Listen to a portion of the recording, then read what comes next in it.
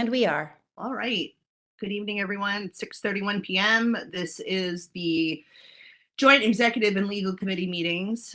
Today is January 16th, 2024.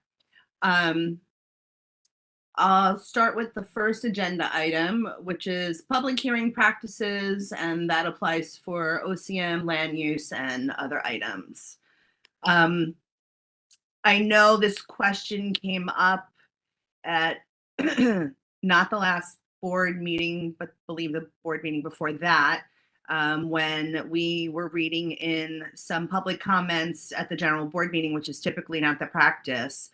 That was because it was offered to public members who were live streaming and perhaps had concerns. Normally, what our practice is that we accept public comment up until about 15 minutes of the public hearing, and then that information is disseminated to me, and then I read those into the record at the head of a public hearing. So I want to put it out there to the executive committee and board members in attendance.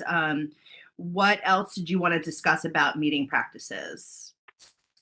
You could raise your hand, or we're a small group and you can just shout it out. Shouting might be rough. All right, my concern is kind of simple, I think. When we take emails or any kind of comments that are not happening in the committee meeting, there's nobody there to counter them. There's nobody there to state the other side. And yet there are members at the general meeting who weren't at the committee meeting or the public hearing, who are in the process of forming their idea or opinion as to whether to vote for or against. And I don't think it's, if the committee consensus was to vote for it, then that should be the dominant factor, unless the individuals have some other information. But to bring in issues from the public at that point, I just think it's unfair and might sway some votes that wouldn't be swayed if they heard the other side of that, because many of the things that were concerns were addressed in the public hearing, but not readdressed at the general meeting. Okay, that's my concern. Thank you. Agreed, absolutely valid. Again, it was an exceptional thing that happened, and so that is not the practice of what we'll do. I completely agree that public comment should be heard in the committee, but there was some allowances made at the actual public hearing, so I did my best to make sure that those were known. So again, going forward, we'll continue to do it the way we have been doing it, which is public comment ends about 15 minutes before the public hearing, and those comments are read to in the public hearing so that we can deliberate and form an accurate opinion. I see Barton has his hand up. Go ahead. I agree that's a valid concern. My thought is we get precious little public input in most of our meetings to begin with. And ultimately, I guess I would encourage anything that allows the public more of an opportunity to chime in on the issues that we're discussing. So I understand and I agree that Glenn's point is valid, from sort of a legalistic view of, point, counterpoint, who's available, what happened when. But my own personal opinion would be that the more of an opportunity we allow the public to speak, the more thoroughly the public will feel that they were engaged in these processes. That's it. Thanks. Point taken. Our calendar is released quite a bit in advance, and those items are put on our website for examination. It goes out in the newsletter. It goes out to the mailing lists of community members that we have. So the hope is that our outreach is sufficient, and we also have, additional publications on links system throughout the community on the kiosks. So, but from an administrative standpoint, I don't think that we, unlike other bodies that can accept public comments but don't deliberate over them, because that's the issue too. They accept the public comment, but they don't deliberate over it. So if there's tonight is, I believe, the hearing at Borough Hall for 817 Avenue H. They'll probably continue to accept comment after the meeting, but they won't be reading that into the record. So we're just talking about reading that into the record. Any other concerns about our public hearing practices or other meetings? Yes, I'll take Joe Dweck and then Corazon. And we're going to move pretty quickly tonight. So I'm going to stop the conversation on this at 6:45. Thank you, Chairwoman Brown. The public comment at the times, as Greg alluded to, that they at that time they are responded to, and it might not be sufficient for the people to accept, but that was the right time for that give and take to occur, not just to have our committee hear unsubstantiated opinions. They need to hear the whole picture. Thanks.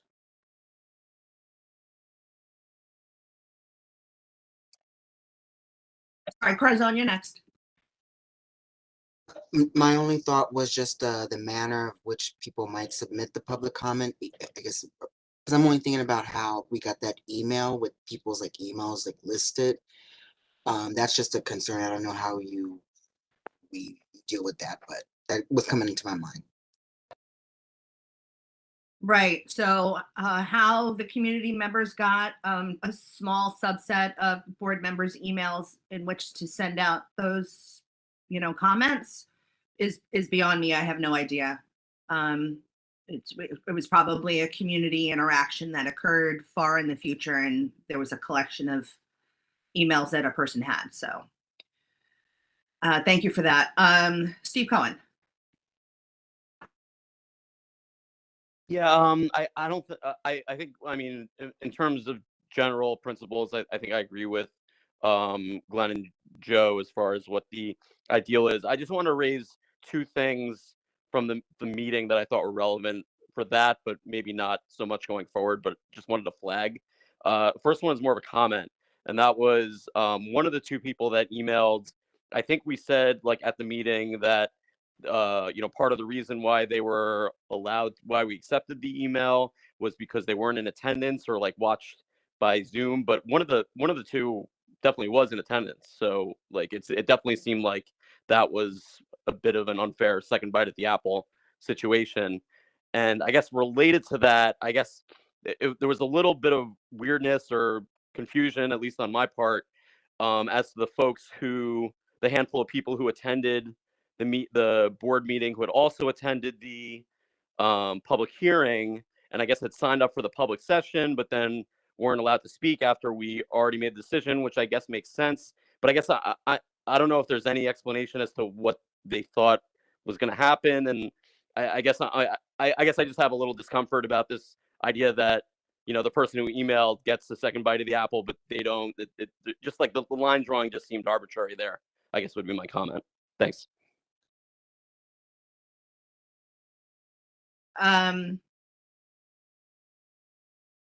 I mean, it should have been addressed at the sign up that we weren't taking any public comments about that. And I believe one of the people that signed up would have been taking a third bite of the apple, if you want to use that euphemism. So, again, I wasn't in attendance of the public hearing. I didn't know who spoke specifically and didn't do a reconciliation of the emails that came in, because those emails came in a kind of a fraught way where they were CC'd to many different board members. So that sort of took precedent in my mind. So that's my observation of that. Thanks for flagging those two items. Yeah, Sean Campbell. Thanks. Yeah, I just want to point out a couple things. First of all, I think usually everything flows pretty efficiently. And only, the recent hearing up on 817 Avenue H was more of an exception to the rule in terms of the confusion about when people could be heard. Like Joanne said, it wasn't clear when they checked in, and that's on me. But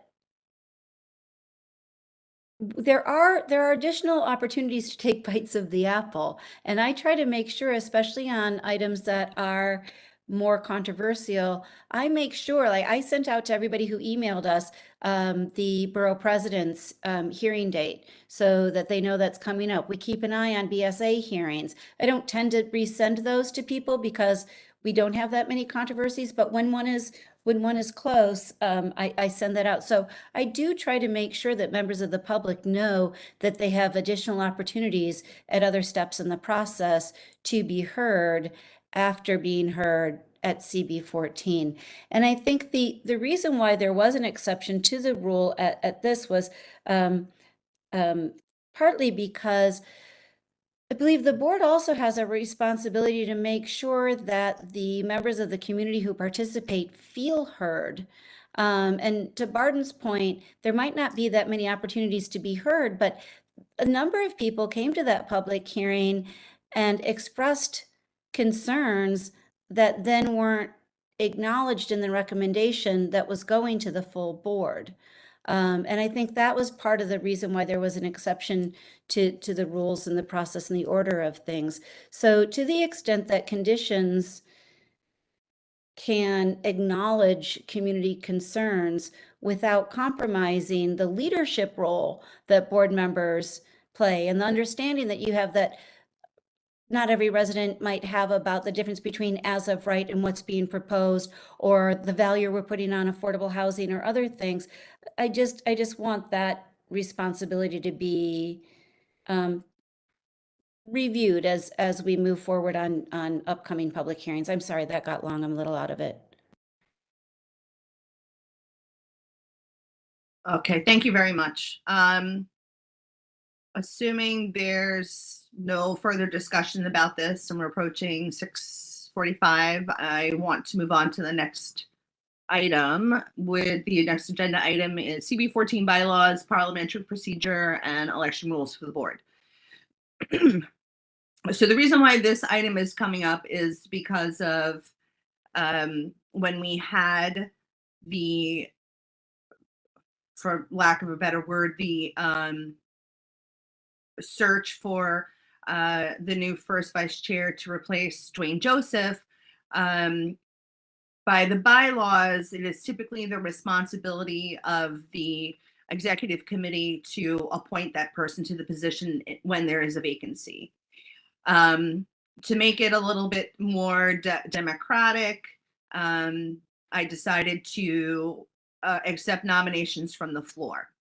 As I explained previously, Robert's Rules of Order is silent with regards to self-nominations in this case.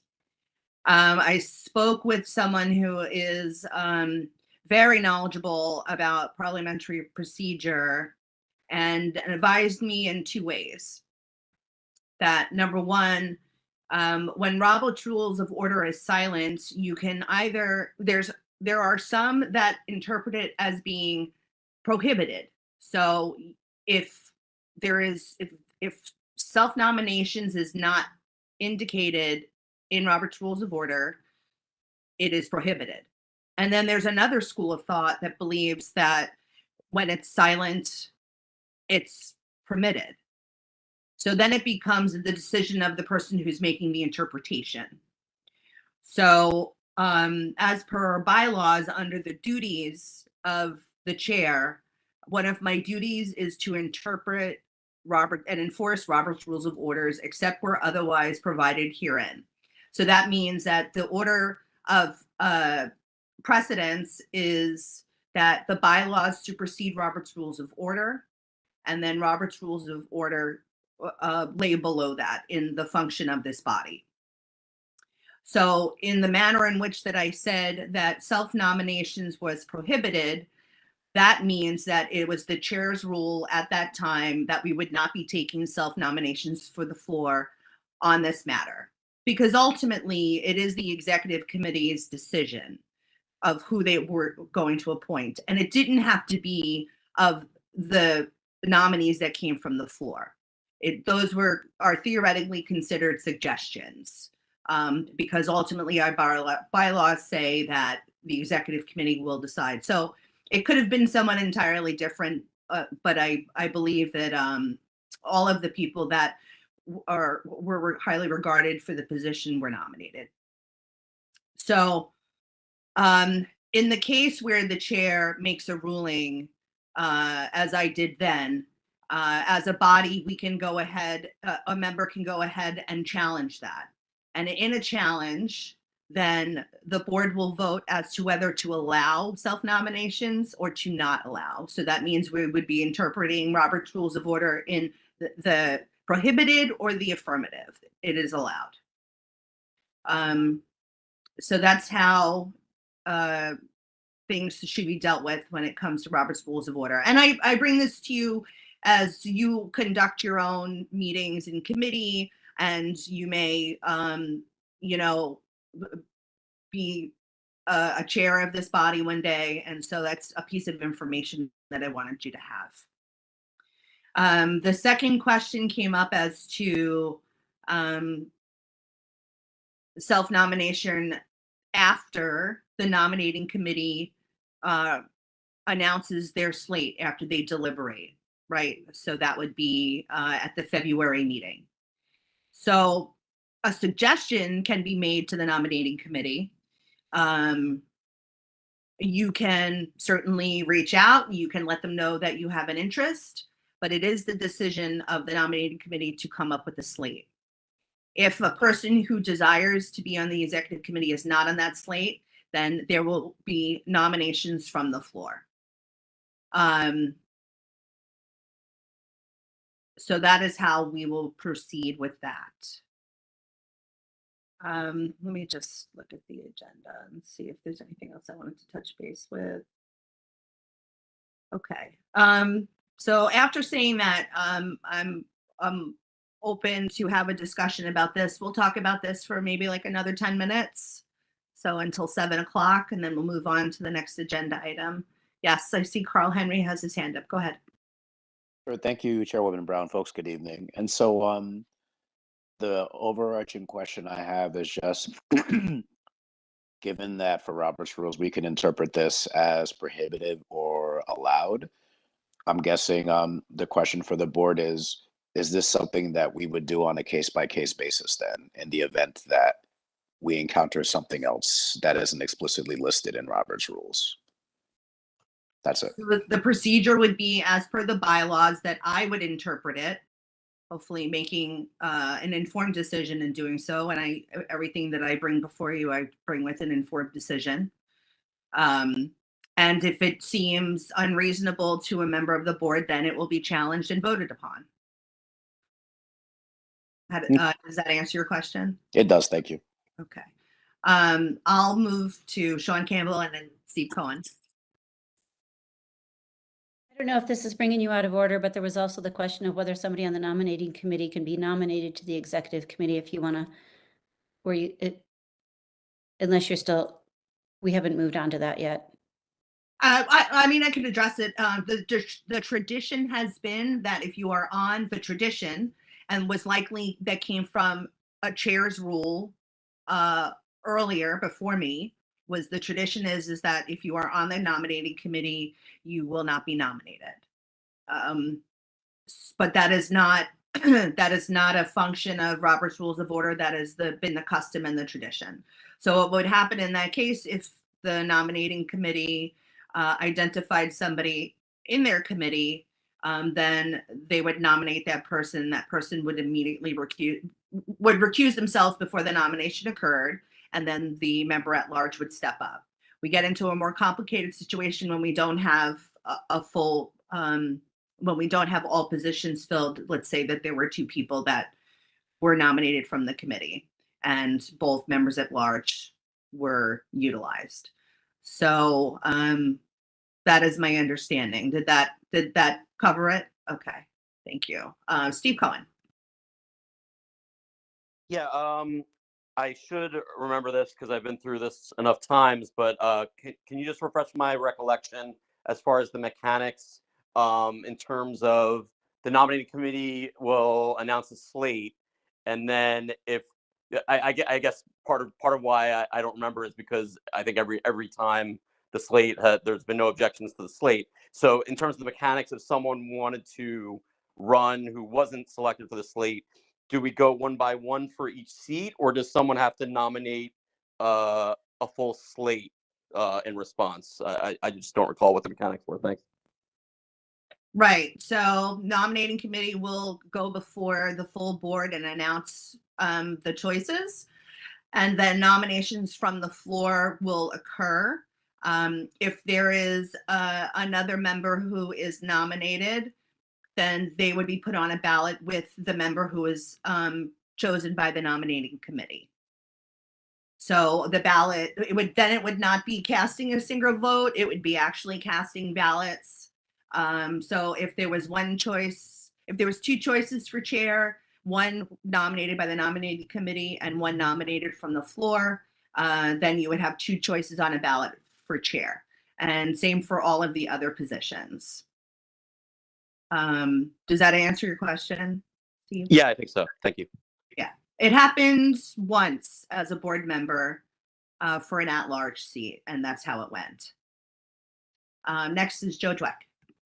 Yes, I just wanted to say that the Robert's Rules of Order are awfully specific and awfully voluminous, and that this is a strange anomaly. And I think that the recitation that you had of our bylaws that you interpreted is perfect for these kinds of things. I think really this is about a splitting hairs. It doesn't occur very minimally. And let's leave it the way that we have it now. That it will be your choice to interpret. Thanks. Again, my choice to interpret, and if someone disagrees, you must challenge at that moment. You cannot challenge a day later, a week later, a month later. It has to be done in the same agenda item. Anyone else like to discuss this? Otherwise, we'll move on to the next item.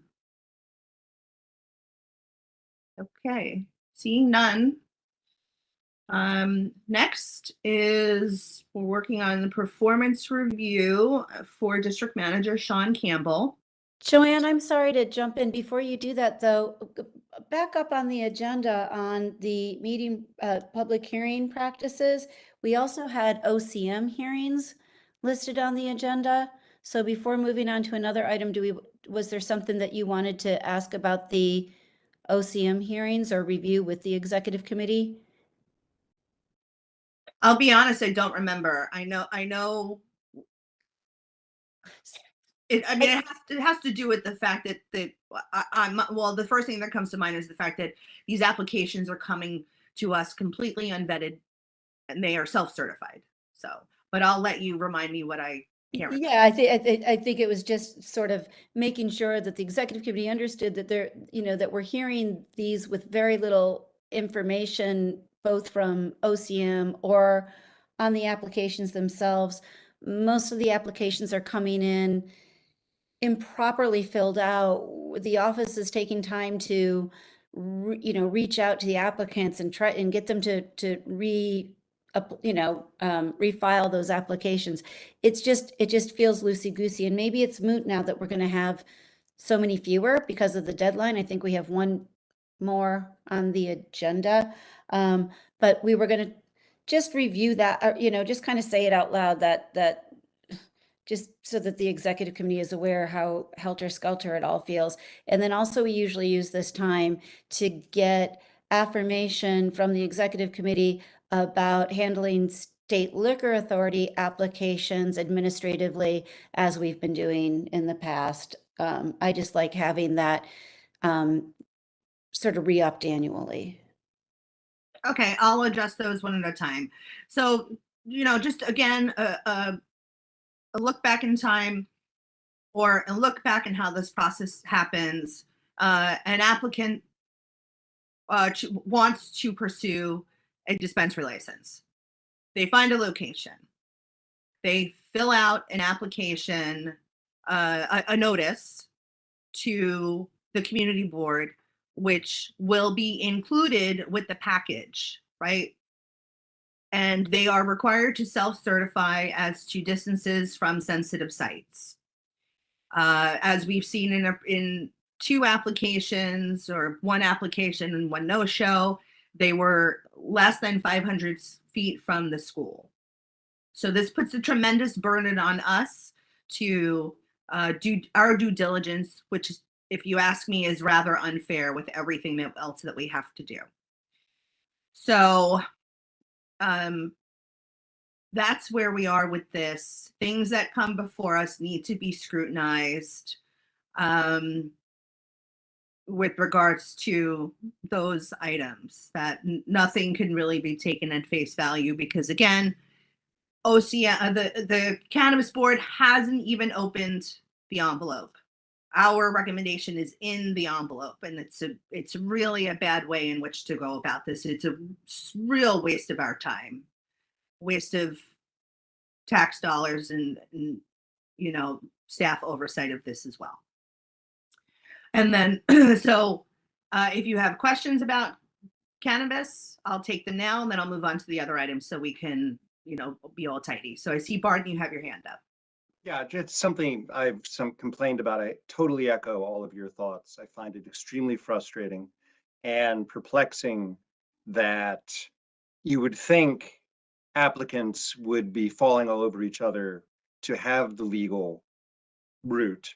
And I think, as we've discussed before, obviously to do it legally takes so much more time, costs so much more money. And with no enforcement on all the illegal ones, it's a disincentive for them to go through the motions. But it's still so frustrating that all the ones who've come before us who are legal, we've turned a disproportionate number of them down. And it's just shocking that the system has not brought before us applicants who would be, you know, so much more acceptable to the community. I just wanted to voice it again for everybody else whose, you know, ears I've bent on that privately. Thanks.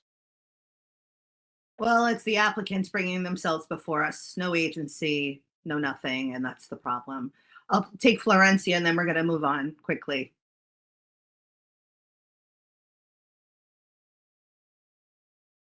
We're not hearing you right now. I'm sorry, Florencia. There you go. Sorry. Good evening, everyone. Thanks, Chair Woman Brown. I was asking, is there another way to go about this, and why are we the ones vetting them? Shouldn't there be some other process before they come to us? No, I see Sean shaking her head. In every response we write for every applicant, whether it be in the positive or the negative, it's always footnoted with our frustrations with the way that they're going about this. This being one of them, and many other frustrations. So the astute observance. Okay. All right. To the with regards to the SLA licenses, the State Liquor Authority, we don't get a lot of them. It has been the custom of this board to function administratively with them.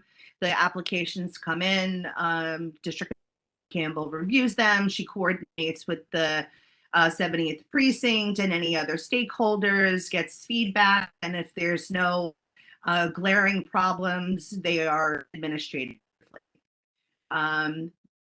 If I've got that wrong, let me know, District Manager Sean Campbell. Otherwise, I'll open it up for discussion. All good, just with the caveat that if there is a problematic location, or one that is especially exciting, I just reserve the ability to request that the board hear it publicly. And I haven't made that request in a very, very, very long time. But just in case there is a problematic location, usually we don't wait for their applications, for their licenses to expire and for their renewal to, you know, in order to bring it up as a problem. We work on that with the police and SLA. So I don't, the confluence of their license being up and wanting to deal with problems isn't always on point. But if and when it is, we will use the public hearing process to sort of substantiate for SLA the public nuisance this hypothetical business has become. Thank you. Any discussion amongst board members? Barden? Here I am killing more time, sorry. Is there sort of a compromise wherein we could at least post on the site when an application comes before us so that at least the public knows?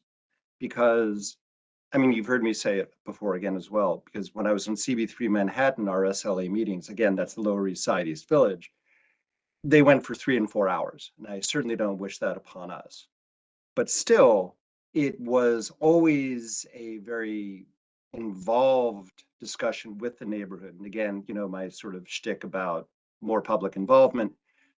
I think at the very least, if we simply posted a notice on the site so that people are aware that a license is up for renewal, they will feel better informed. And sure, you know, if nobody, you know, says, hey, I'd like to learn more about it, or we have, you know, a discussion about this, so be it.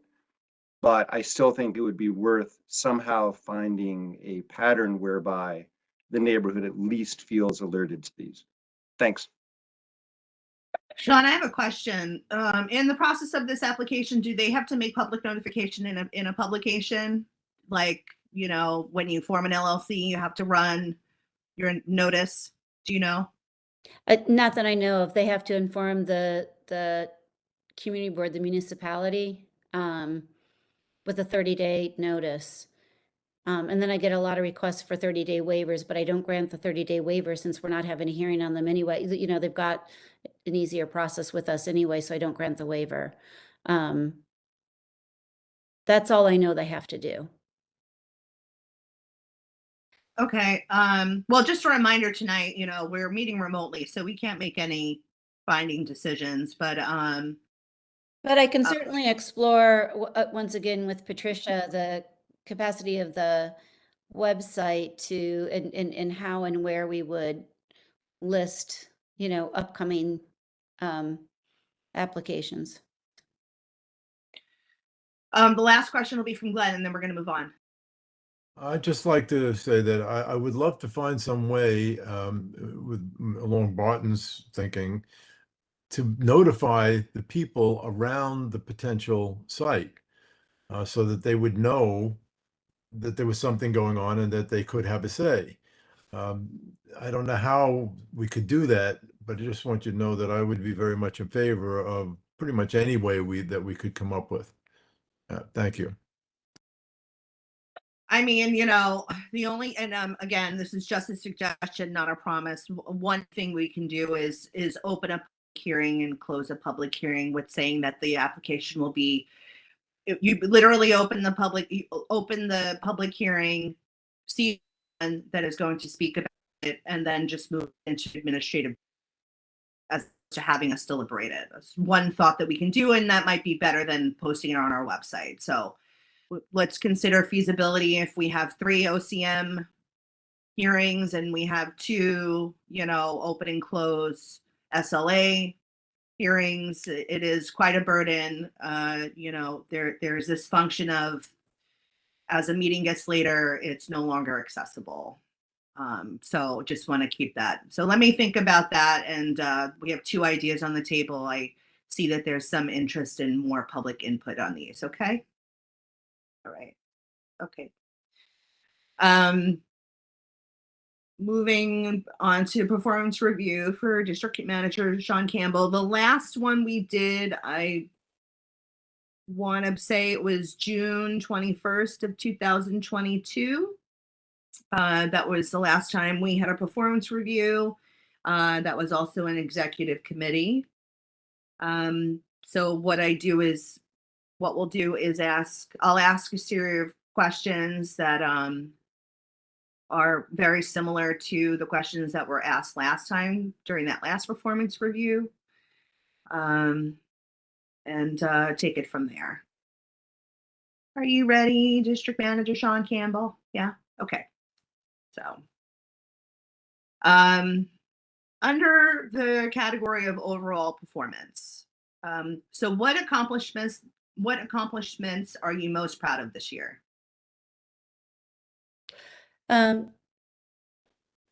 keeping our heads above water in a year that there's just been an onslaught of additional things to, you know, city agencies have decreased in their capacity and ability to respond and support.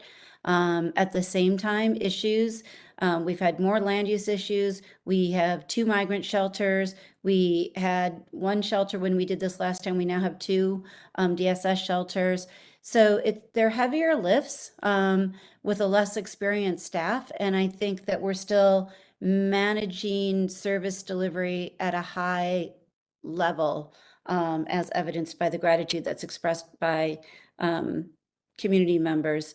In addition to that, I think adding the lunch and learn this year, you know, we do more events than any other board I know about.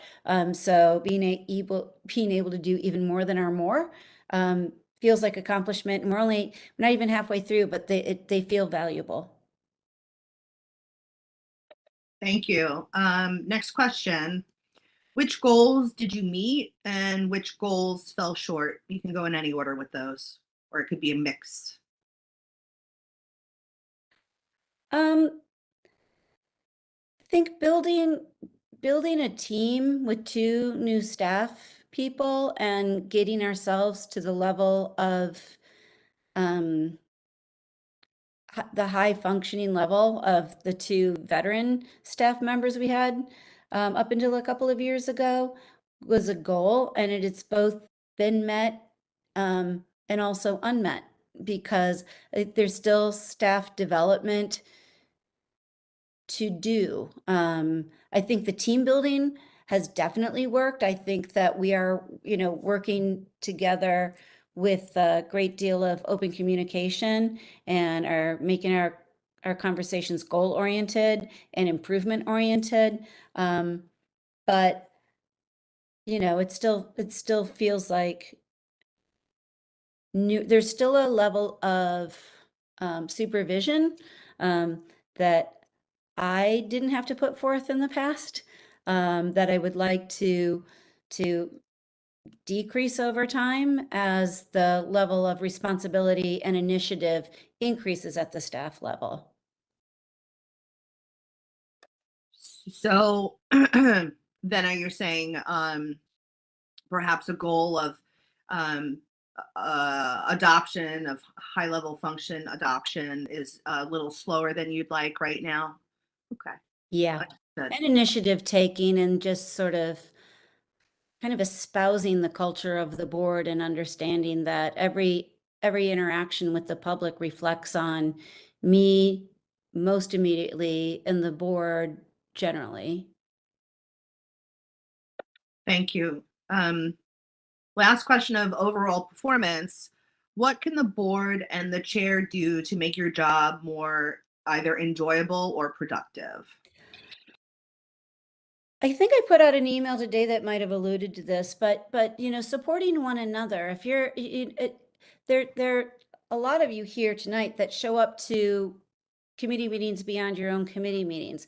There's a number of you here tonight who show up to things out in the community and bring back information from those other community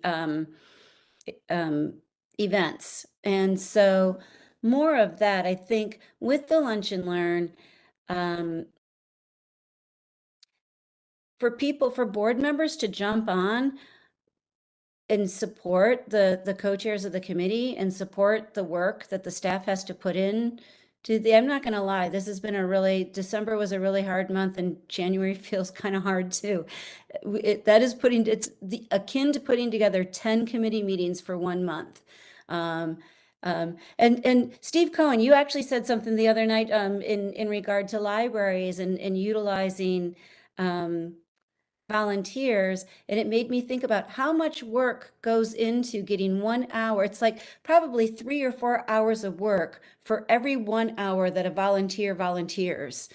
So getting all of that coordinated, I think just understanding the process, understanding it's a lot of work, and supporting one another by showing up to these events and these committees, and really, it's true for the rest of the lunch and learns, and then it's going to be as true, if not truer, for the youth conference, but help us all get the word out and get flyers up and make these events successful, because it reflects on all of you as a board, and I think carries over to when we are showing when we are demonstrating that this is a really high functioning, super community engaged board.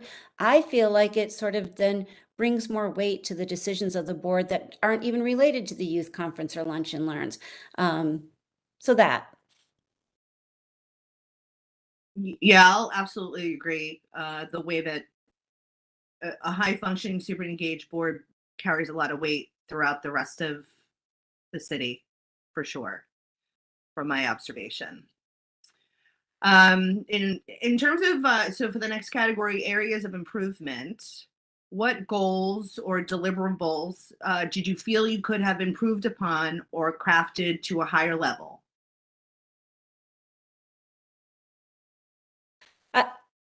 I don't know if this shows on the outside, but I think one of my goals is trying to stay ahead of things a little bit better.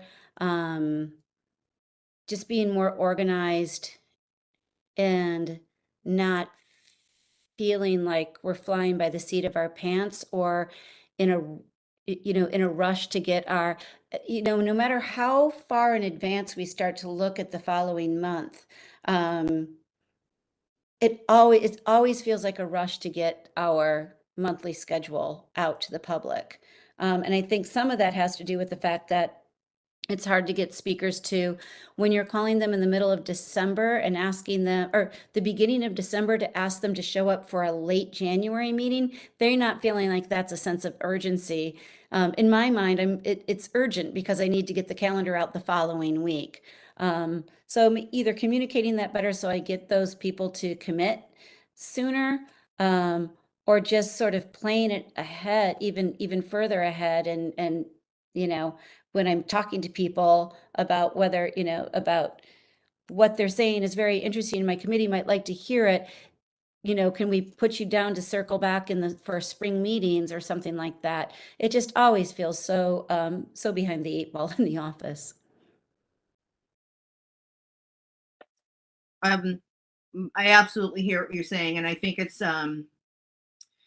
quite admirable to attempt to be ahead of things when we have been living, at least for the last year, in an atmosphere of being tasked. Just uh, every single item that comes before us is, we become task oriented and not goal oriented, and it's a difficult position to be in. So I look forward to seeing how you're going to solve that. There's also just so much reading. I just, every email from the city comes with these, attachments, and there's a lot more reading than there used to be. So I think that kind of goes back to the other, about trying to really do the staff development I need to do to get one of the staff members to take on more of the committee planning. When we did the last lunch and learn, I think Anya was planning 90% of the committee meetings, or at least getting things in place for my confirmation, and then would hand that off. And right now I'm doing 90% of the committee meetings plus the lunch and learn. So that's why that felt a lot busier this time. And that goes back to just continuing to develop staff skills and responsibilities. Thank you. Moving on to current role. Which job responsibilities or tasks do you most enjoy, and which do you least enjoy? Just working with people, working with this board, working with community members, and staff, and developing and maintaining partnerships. And what do I least like?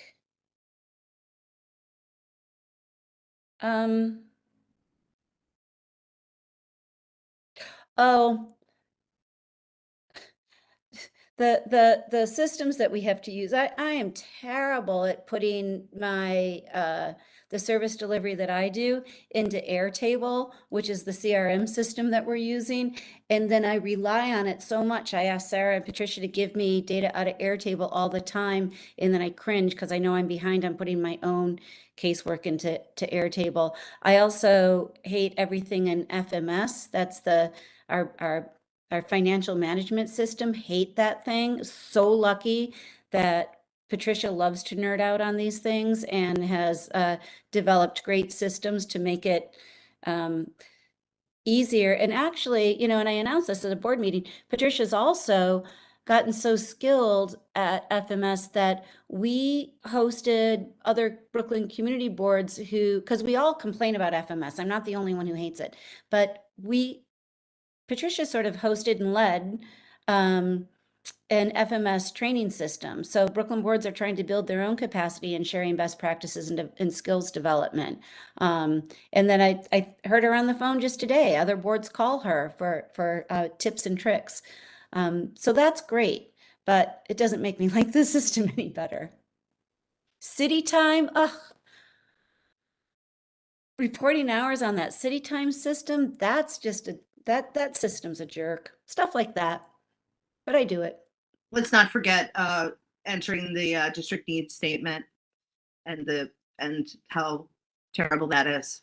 That In- platform is awful, but I like doing the district needs statement so much that It makes up for it. maybe a little bit, but that system is awful.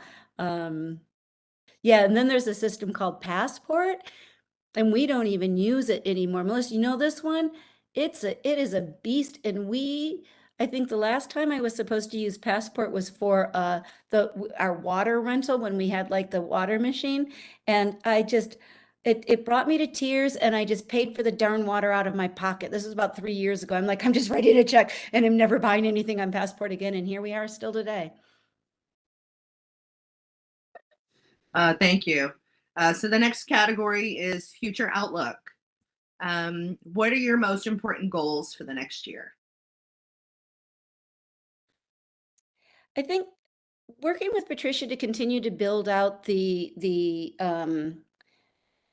website and getting that website to reflect, you know, a lot of the work that we're doing. And the same with the Airtable. I mean, some of the stuff she's done in terms of putting board information in there, so, you know, we can look up meeting attendance and do reports like that. She was working on a SLA page on the Airtable.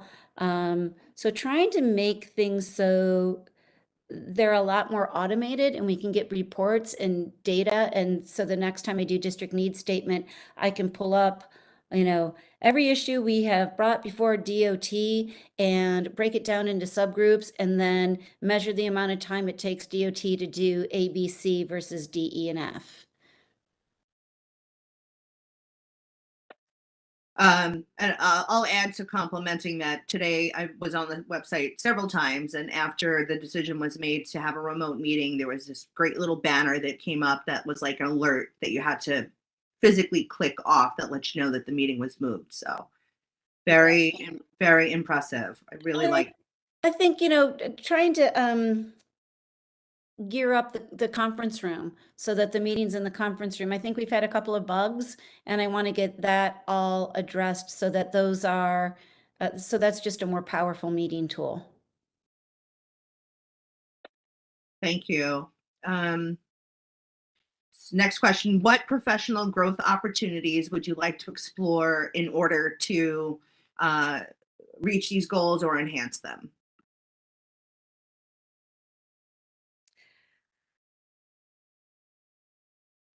I don't know if this directly answers the question, so redirect me if I'm skirting it. But one of the things that I'd like to do, you know, I like the work that I'm doing with the Future of Community Boards group because it helps me look at what, you know, I'm doing at CB14 through a citywide lens. And one of the ideas I've had and shared with some of my colleagues is working on a curriculum to share with grad programs. You know, like public policy MPA programs, so that we're getting more so that community board and local input processes in the city of New York are taught to policy students. So I've been thinking along the lines of academia. I said maybe in frustration, but then ended up thinking I kind of like the idea is like all urban planners should have to do a 3-week fellowship. It doesn't have to be a long one, but a stint. Every urban planner should have to do a stint at a community board. And just try to get a sense of what things look like on locally. And then I shared my little field trip to Detroit, where I met people in Detroit city government with the idea that we were just going to ask simply, how do you collect local community input when you have a citywide initiative? And so when I did that ULI thing, one of the guys who was involved in that leader, Quincy Jones, but not that Quincy Jones, just because I said Detroit, don't think of that Quincy Jones. But he's from Memphis. And so I was like, we should come down to Memphis and see how you do it down there. And he's like, you should. We actually have a program for out-of-towners who are, to share best practices and how we did our biggest comprehensive land use thing. So that kind of stuff is what I would like to do to develop professionally and spread the gospel. I like that. It goes both ways. One more question. Both ways. One more question. This is from manager board relationship. How do you prefer to receive feedback and or recognition for your work? During business hours? I don't have a preference. I mean, I think that to the extent that there's critique and constructive criticism, I don't tend to get a lot of it. So I invite that more, as far as any, positive feedback. I think you're all very generous with that. Thank you. Thank you for doing this exercise with us. Do you have any questions for me, with regards to not this specific performance review, but just any questions about your performance, your function, how you need things to be the very best that you can? No, I think like I just said, like any opportunities to provide constructive feedback, changes, ideas, are always welcome. And I think the one thing I would ask of the executive committee tonight has to do with my ability and my agency to do staff raises. And I would like to provide Patricia with a raise that would be on par with the increase that she received about this time last year. So last year she got a $2.66 per hour increase. And this year it's a little bit more than that, a $2.79 increase. And I think the bylaws let me do that and simply report it out to the executive committee. But I would like an affirmation from the committee, just because Borough Hall has become, and I don't want to yield too much to Borough Hall because we have the agency to do this, but I just want the backup from the executive board, just even in the form of a thumbs up that that you trust me that she's worthy and this is a sound decision. Many of the, 3 of the executive board members here are not on camera. If you can find a place where you can get on camera, so, I actually feel like, we can just for this, 1, 2, 3, 4, thanks. At least we have a quorum of people that are on camera. Any concerns about this personnel action, which is allowed by the bylaws? I see, Hindi, you have your hand up. Yeah. I think that she definitely deserves a raise and she's doing an amazing job. And I just wanted to comment that the reason that you're not getting constructive criticism, Sean, is because you're doing such an amazing job that we just love to compliment it. I mean, my husband's on CB15, and like I see his meetings, and the difference between the way our meetings run, that's also a compliment to you, Joanne. The difference between the way our meetings run and the way other meetings run is huge. And I really appreciate the way that you guys run the meetings, and I think you're doing an amazing job all around. And I don't think that there's anyone who could really argue that, which is why you're not getting any and too much criticism.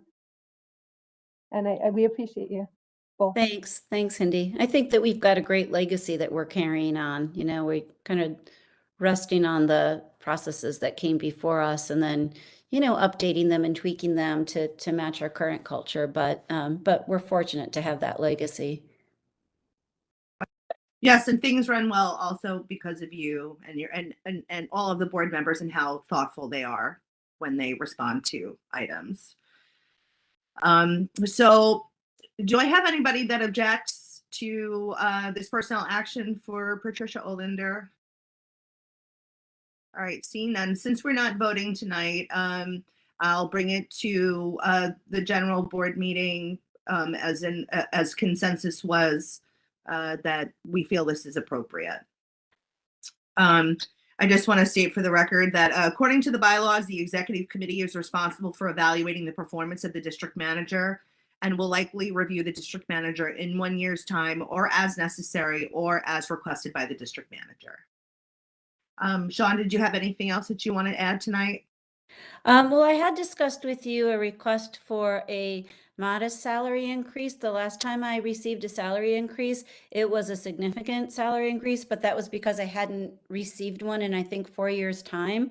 And so my thought was to, instead of waiting for years to pass and then getting a big bump, staying on par with basically the collective bargaining percentages, so that, you know, it's not such a, you know, it's not so much a significant impact on the budget. We certainly have the budget for it with lower staff costs at this time. But I think when I was looking around at the city worker increases this year, they ranged from 3% to 3.5%.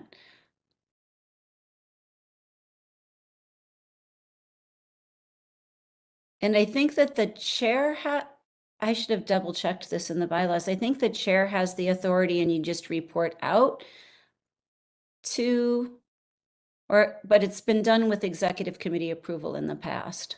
I could look it up too.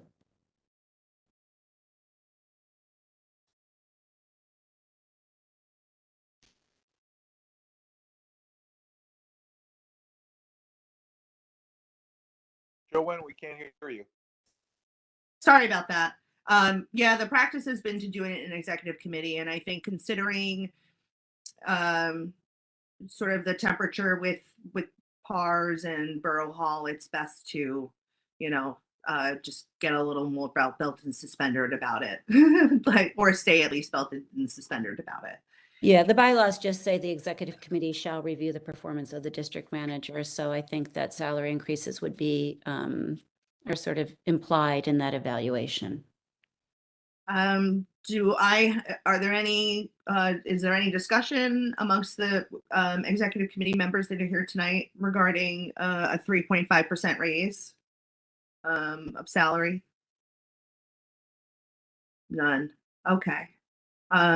I get a thumbs up. All right. So another thumbs up. I'll take it as consensus amongst interested board members and the quorum of executive committee members that you are in favor of this. And I appreciate you for doing this. And I think District Manager Sean Campbell absolutely deserves it. She's dynamite. Thank you, everybody. Okay. Without any ado, we have finished the agenda, but the reason why we are having a collective meeting tonight with the law committee is we still I still wanted to have some discussion about the open meeting law. I know that Borough Hall is just about finished drafting a resolution to send to the committee for open law. Sorry if I can't remember that exactly, but asking them to consider these bodies like they consider business law, where we can have a little bit more leeway in which we can conduct our meetings remotely. Because under business law, they can conduct their meetings a little bit more remotely. So I know it would. So this is under other business, and I think maybe our law committee maybe had forgotten that we were still talking about this. Do you want to talk about this, or do you feel like you need more preparation and want to table it? I for one don't even remember where we were at on it. No. Okay. I mean, Steve, I vaguely remember that, well, the pandemic emergency rules, they're gone, right? They're gone. right. So I vaguely remember my reading was things have to be live now. Was that? I'd have to go back and look at my notes. I'd have to go back and look at the things that Fair. were up. Okay. And Steve? Yeah, I think there was something on my plate where I was gonna draft a letter, because I think we wanted clarification about just our processes. So I don't know if that moots that need. Well, I mean, I guess my question is, like, do we know what the timetable is for that, and do we need some interim guidance still? Yeah, just if we can clarify where we stand a little bit. Well, I mean, prior to the most recent discussions, we felt confident that we could meet remotely, so long as no decisions were made. And I at some point felt like I needed reassurance on that. So can we touch base? I'll pick up that email thread again and we'll touch base about that, and try to either get clarity, that being by, writing a letter to someone for more information, and to, basically to understand how we're functioning right now, and to make sure that we're up to.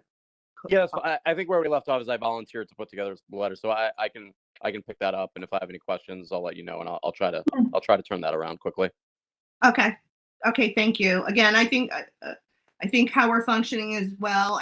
There was something that happened during that time that made me feel like I needed to revisit it for all of our benefits. Yeah, I forget exactly what spurned it, but it might have been some conversation from a borough board meeting or something. Right. But yeah, I know what you're talking about. Yeah. Joe, you have your hand up. Yes, I'm confused about what the we is in the meetings that we're talking about. Which of the meetings are we talking about that have not been public or should be public? Well, this one, it's publicly viewable. We're not making any decisions. I'm specifically talking about committee meetings, right? Because we made committee meetings remote because we wanted maximum participation, especially these really heavy ones like land use and transportation.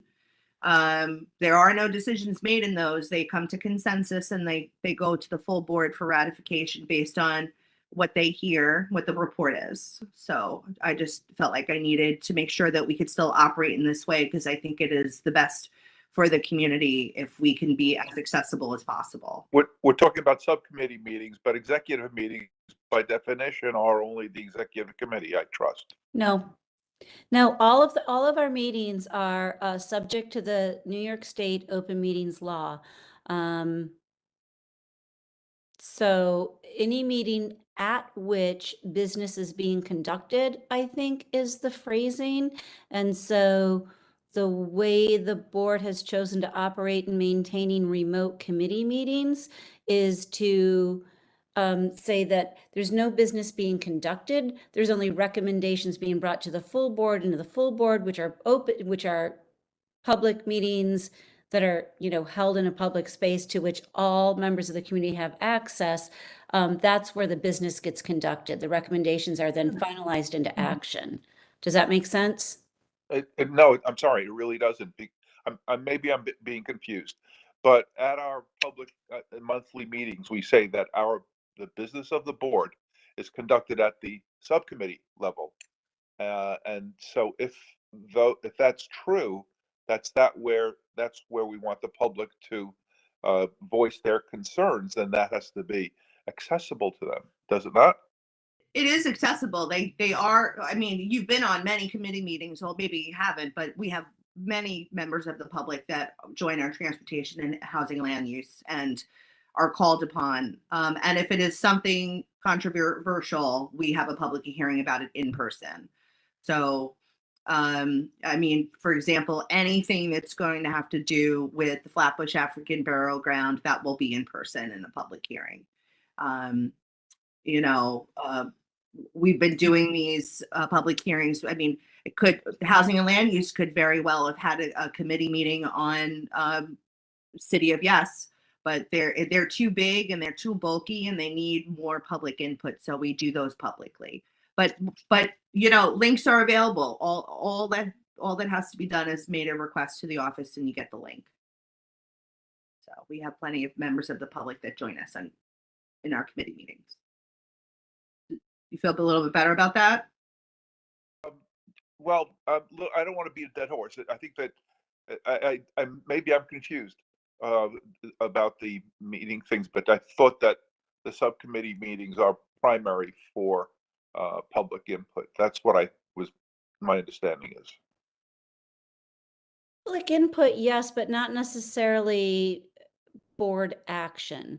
So think of, there, for instance, the Brooklyn Borough president, when he holds his public hearings, all those are input sessions. They don't come to any determination at the public hearing. It's where the public is heard and then the determinations are made following that. So I think that's how our committee meetings have been functioning, as those are the public participation meetings. But then anything actionable that comes out of those committees gets brought before the full board. And that's where, for instance, a letter in support of the Brooklyn Public Library is ratified at the full board meeting, which is meeting in person. And the letter doesn't get written until it's ratified at the full board meeting. So it's a difference between input and output, I think, in terms of what can be held remotely, input, and what needs to be held physically, publicly for output. So again, that's why we're just readdressing it, just making sure,